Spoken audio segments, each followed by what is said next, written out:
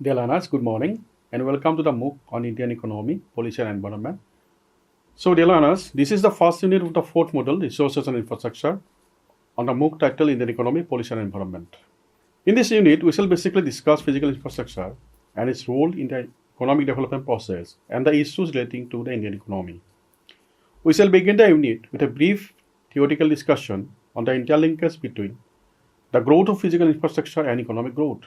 Here, we shall examine the role played by the different types of infrastructure in Indian economy and the mechanism through which infrastructure drives economic growth.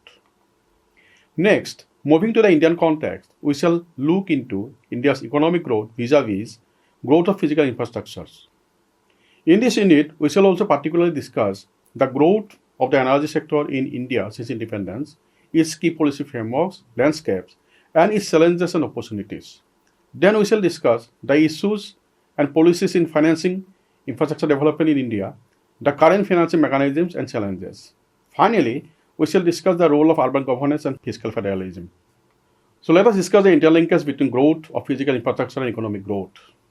Physical infrastructure, which includes transportation, energy, water supply, and communication networks, is vital for economic development. Its growth enhances trade, boosts productivity, attracts investment, and improves quality of life.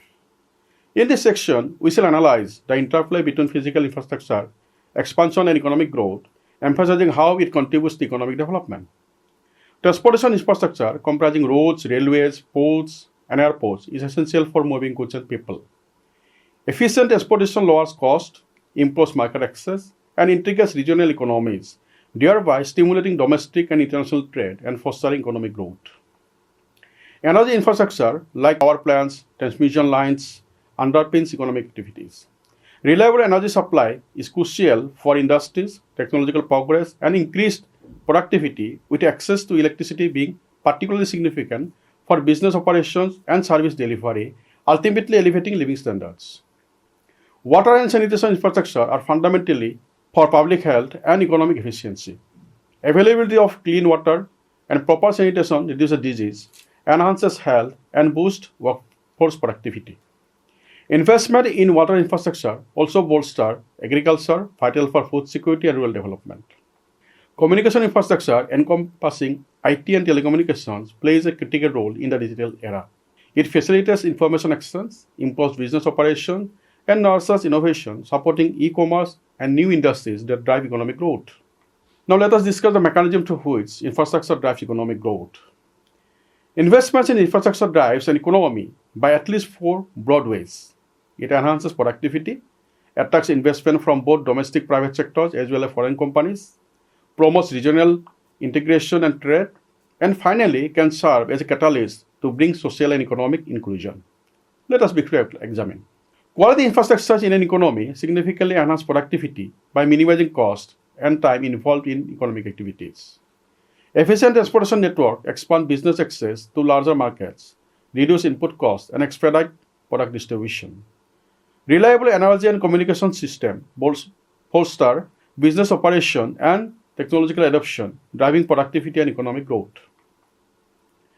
Moreover, well-developed infrastructure acts as a magnet for both domestic and foreign investments, as it lowers operational costs and provides predictability, fostering private sector growth, job creation, and economic expansion.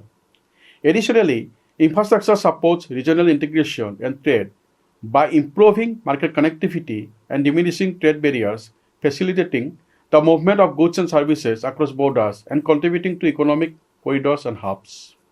Finally, infrastructure's investment promote social and economic inclusion by improving access to essential services, thereby connecting the marginalized communities and enhancing overall quality of life and economic opportunities. Now let us see how India's economic growth vis-a-vis growth of physical infrastructure. Upon gaining independence in 1947, India faced the daunting task of reconstructing its underdeveloped infrastructure, which had been tailored to serve colonial interests. The transportation network was limited, with a primary reliance on railways, while road and port facilities were inadequate. The energy sector was in its infancy, and telecommunications were virtually non existent. Partition further complicated matters. necessitating extensive infrastructure development to achieve economic growth and improve living standards. Progress has since been significant. From 1950 to today, India's road network expanded from 0.4 million kilometers to over 6 million kilometers. Power generation surged from 1,362 megawatt to over 4 lakh megawatt. And the telecommunication sector grew to over 1.2 billion mobile subscribers. Infrastructure development can be categorized into 4 phases. 1947 to 1970, basically for the basic infrastructure. 1970 to 1990 for expansion and diversification. Then 1990 to 2010 and 2010 to present. Each marked by strategic projects that laid the foundation for further advancements in various sectors of the economy. So if you look in phase 1, 1947 to 1970, we said that in India, this phase laid the groundwork for infrastructure development via 5-year plans initiated in 1951, focusing on major dams and for irrigation and hydroelectric power, railway expansion, and establishment of institutes like IITs. Phase 2, 1970s to 1990s, this phase saw significant advancements in transportation, energy, and telecommunications. Enhanced railway connectivity through the National Highways Development Project, improved railway electrification, and investment in coal-based power plants and telecommunications evolutionized the landscape of India. Phase 3, 1990s to 2000s, the liberation era. As you know, this introduced economic reforms that spurred infrastructure growth through increased foreign investment and public-private partnerships, notably in roads, airports, and telecom, exemplified by the Golden Quadrilateral project. And Phase 4, 2010 till present, it emphasizes digital infrastructure and smart cities through initiatives like Digital India and the Smart Cities Mission, while ensuring enhancements in rural infrastructure under PMGSY, Prime Minister Gram Sadak Yojana. The National Solar Mission highlights India's commitment to renewable energy, targeting 100 gigawatt by 2022, with a focus on sustainable transport and future development in transport and communication networks. Now, if you try to relate the investments made in the transport and communication sectors in the different phases as above, vis-a-vis the GDP growth rates of India, please refer to the first model for that. It can be seen that there is a general positive correlation between the two. You can undertake this exercise based on available Indian data.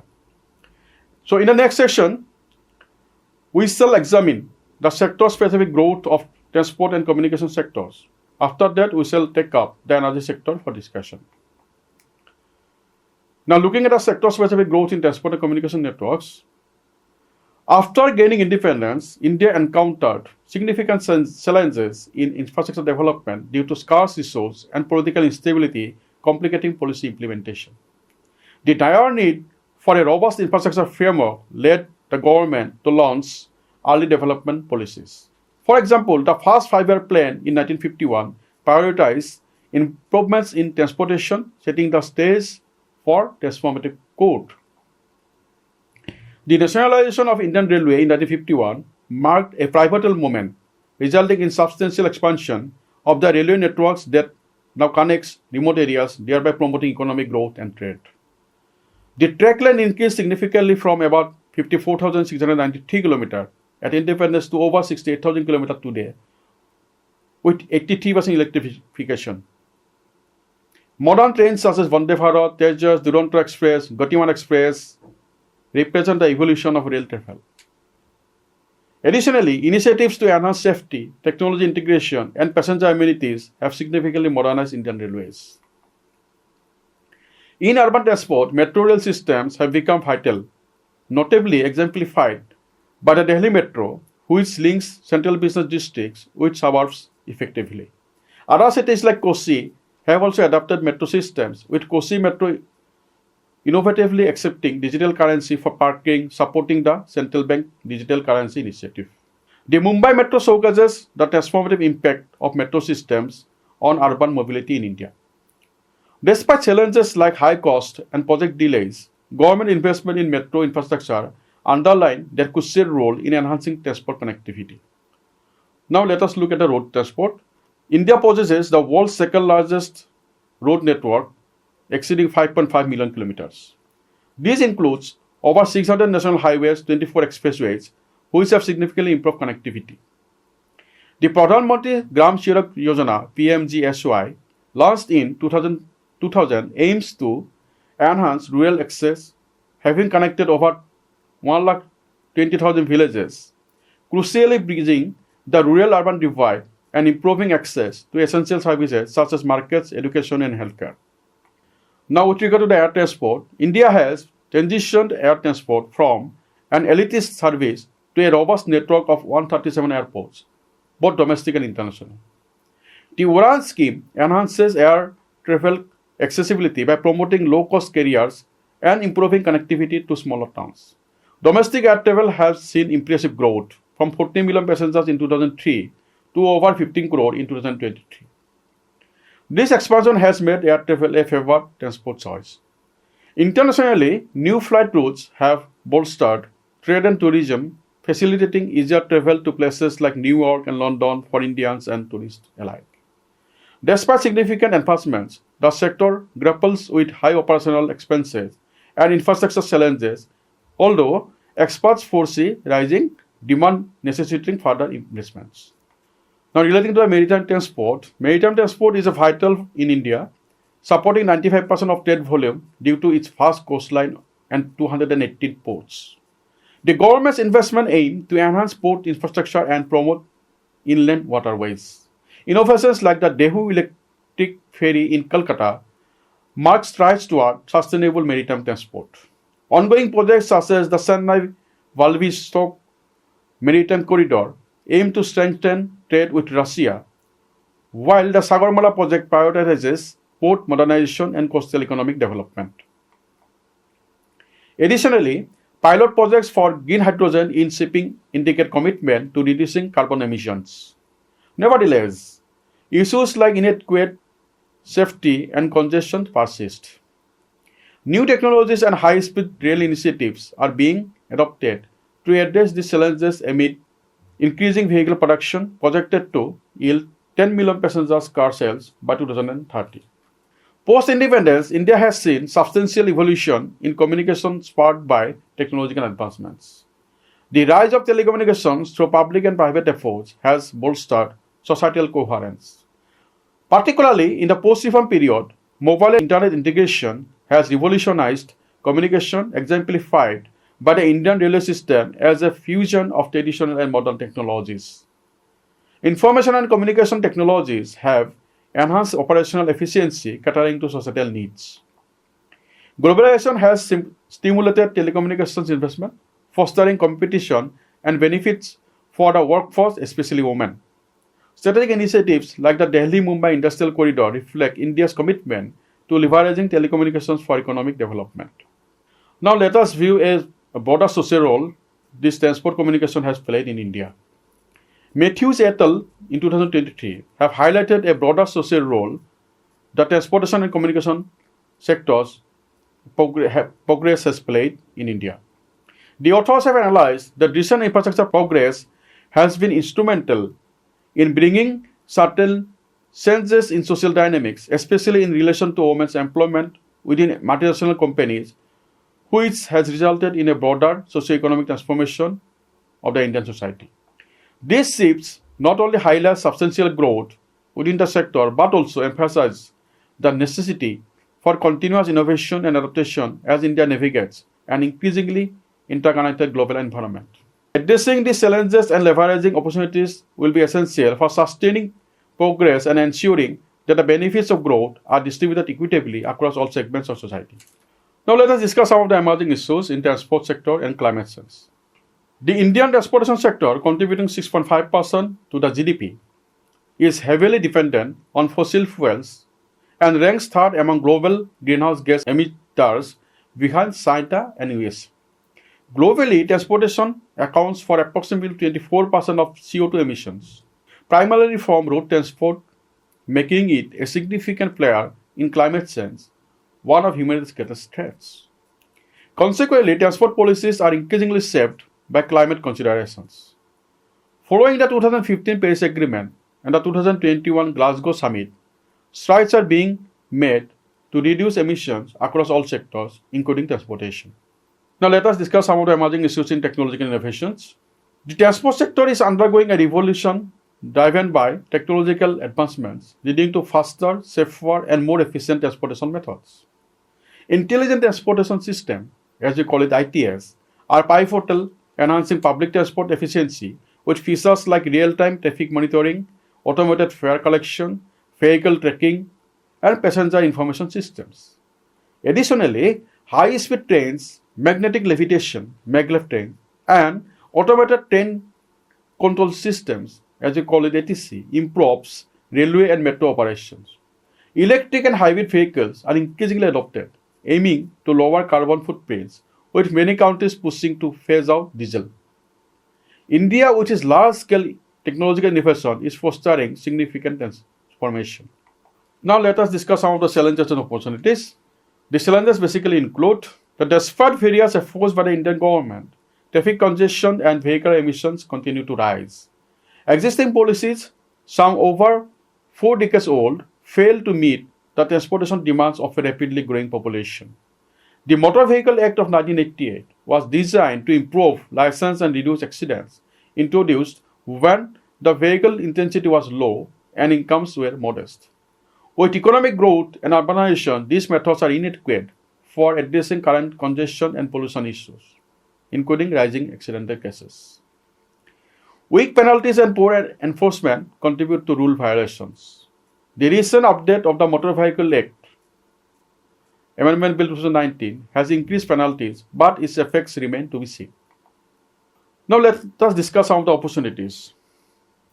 There are significant opportunities for growth in India's railways and transport sector, driven by a large population, expanding urbanization, a growing middle class, and rising transportation demand. These key opportunities include high-speed railways. Plans to create a high-speed railway network connecting major cities will generate jobs and stimulate economic growth. Then modernization of infrastructure, in heavy government investment in upgrading railway tracks, signaling, and stations aim to enhance efficiency and safety. And regarding the smart transportation solutions, demand for real-time transformation systems and automated fare collection presents growth avenues for innovative companies. Regarding the electric vehicles, you can say that the government's goal to electrify all vehicles by 2030 opens substantial investment opportunities in electric transport infrastructure. The Indian government is promoting public-private partnerships in railway and transport sector to foster growth and attract private investments in new projects and technologies.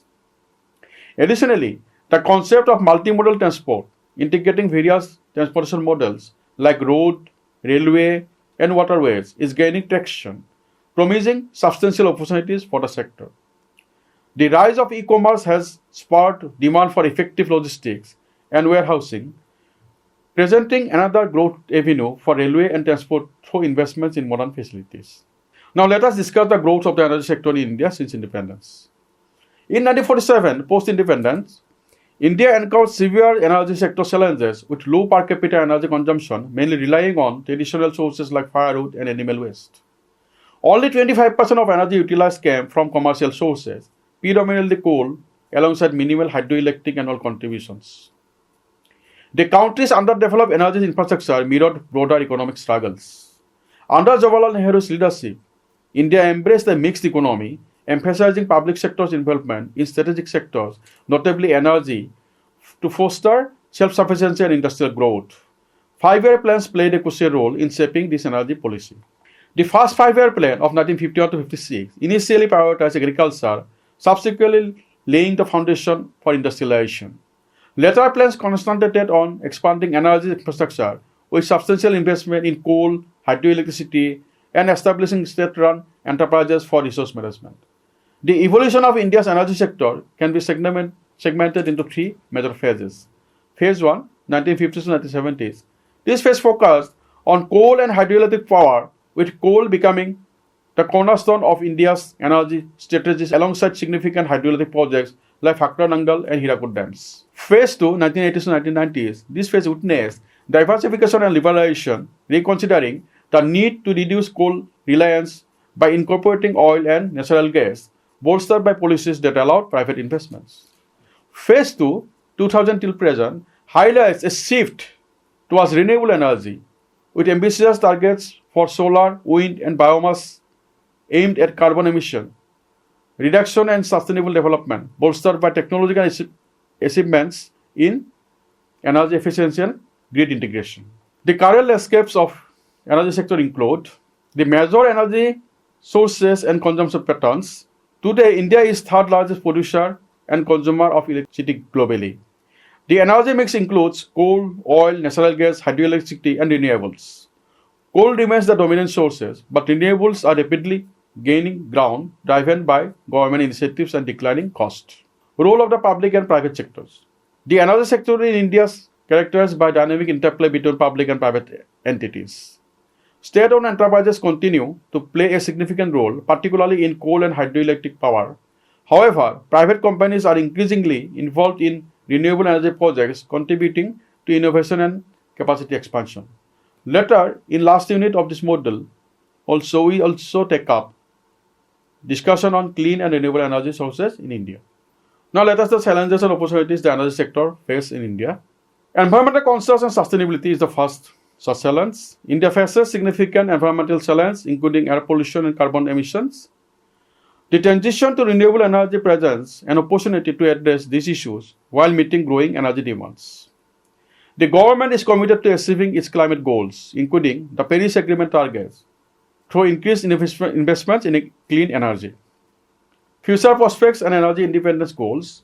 India's energy sector is poised to continue growth and with a focus on achieving energy independence and sustainability. The government's aim to increase the share of renewable energy mix enhances energy efficiency and develops smart grid technologies. These efforts are crucial for ensuring energy security and supporting economic development. Now let us discuss the issues and policies in financing infrastructure development in India. Historically, India's transportation strategies prioritize supply, primarily focusing on enhancing connectivity between rural and urban areas until the early 2000s. Significant investments were made in transportation infrastructure during this period, as documented from the first to the ninth five-year plans.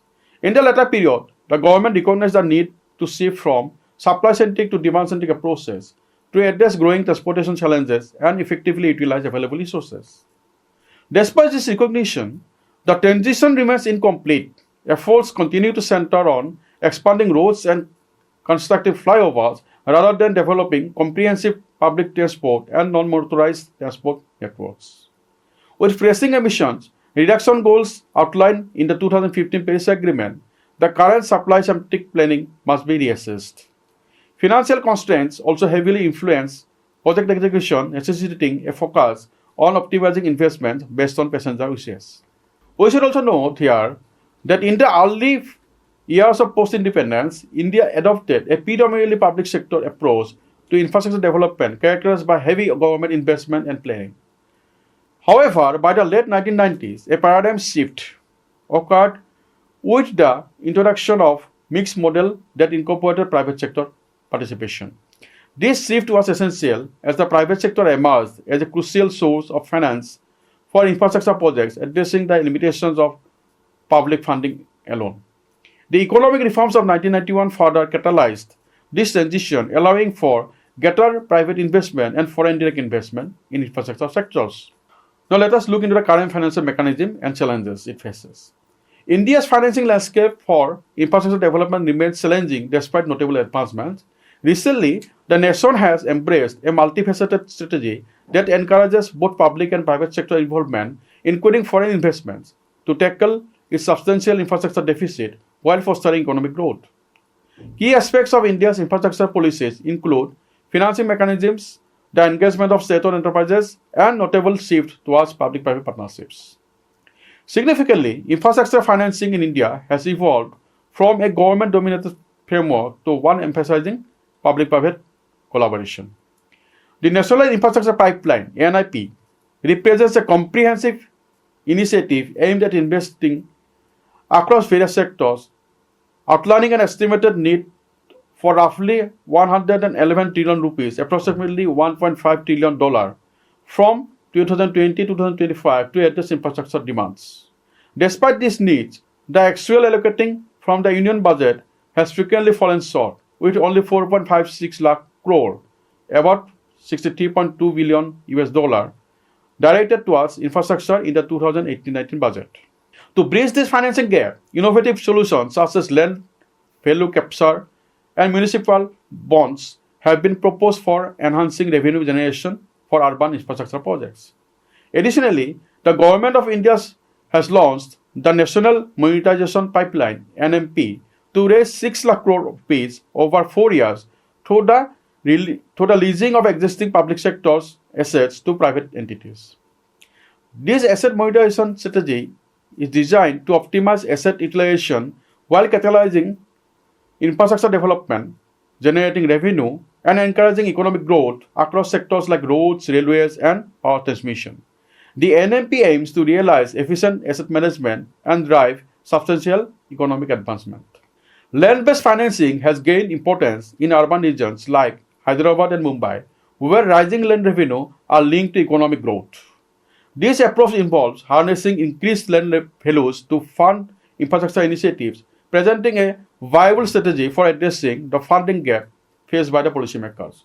However, challenges in implementation persist, highlighting the need for more research and policy advancements to enhance their effectiveness. Public-private partnership represent a key financing model for infrastructure in India, notably in sectors such as roads, ports, and energy.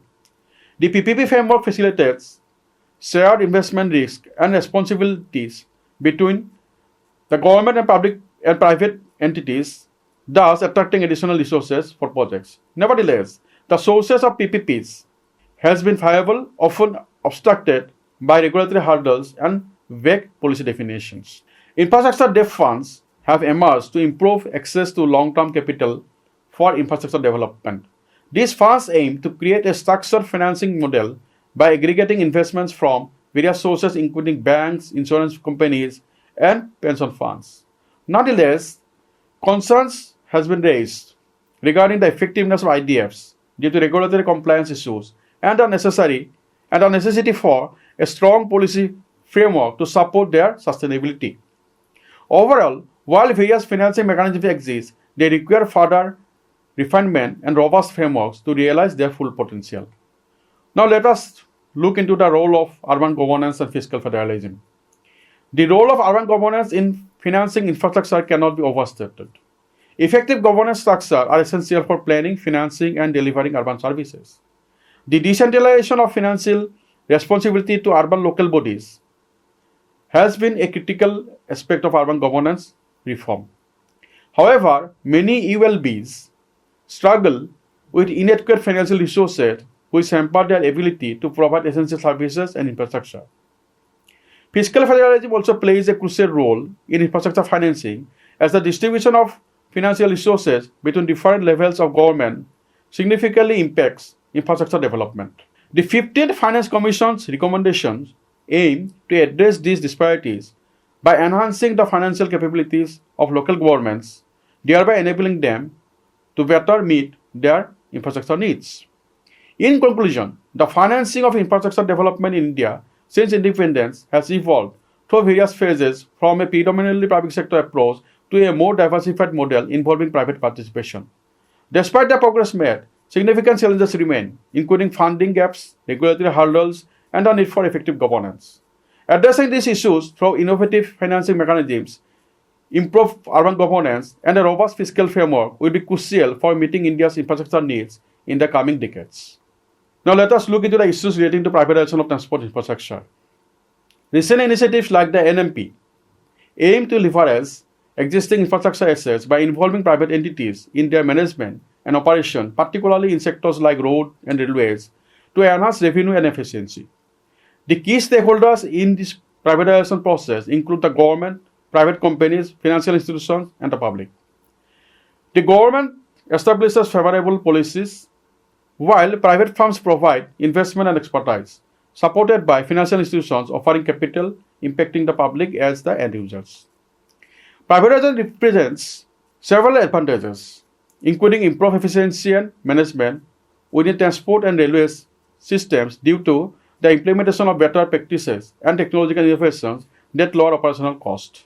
Additionally, it attracts private investment, alleviating government financial burdens and creating new revenue channels through tolls and user fees, fostering further infrastructure development. Technological advancements such as automated fare collection systems substantially enhance user experience and operational productivity in the sector. However, challenges and criticisms endure, notably regarding public interest and accessibility. The financial burden of road tolls and taxes on individuals is significant, especially for daily commuters, who can spend around 5 to 10% of their income on these fees. This has been noted by a study from the IIT.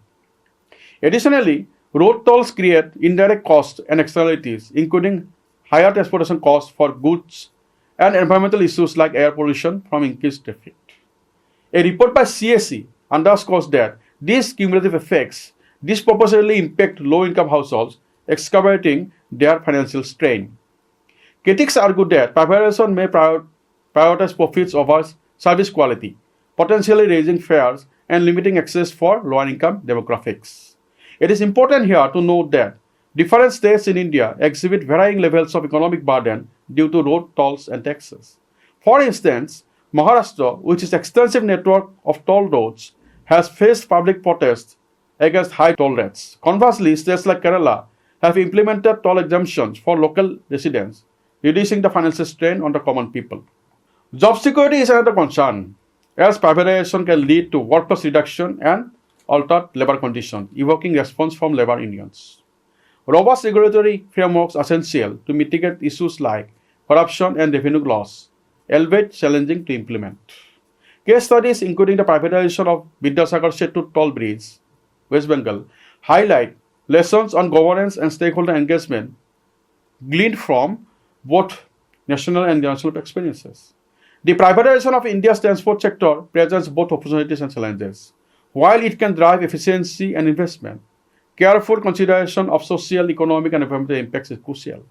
Future policy direction should focus on creating a balanced approach that leverages private sector strengths while safeguarding public interest.